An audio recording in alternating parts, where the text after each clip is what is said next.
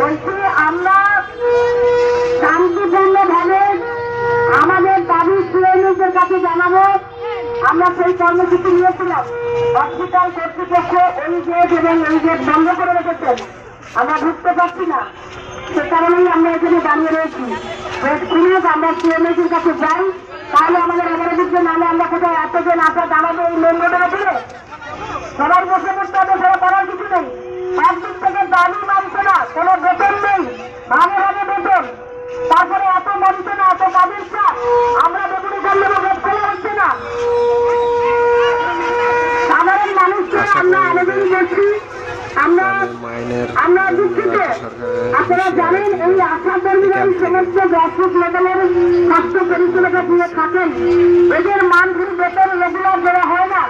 সেই 2 মাস থেকে বেতন করে আছে, ভাবে ভাবে বেতন ঢুকাচ্ছে, অনেক কাজ করিয়ে দেওয়া হয়, বেতন দেওয়া হয় না, কাজের চাপ বাড়িয়ে দেওয়া হচ্ছে। আমরা সিএমএসের কাছে যাবো, আমাদেরকে ঢুকতে দেওয়া হচ্ছে না। এই জন্যই বাধ্য হয়ে আমাদেরকে করতে হয়েছে।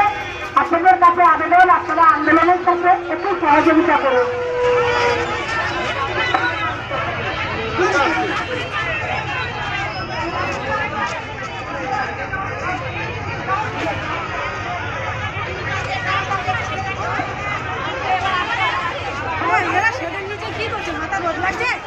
এতগুলো আশা যদি এখানে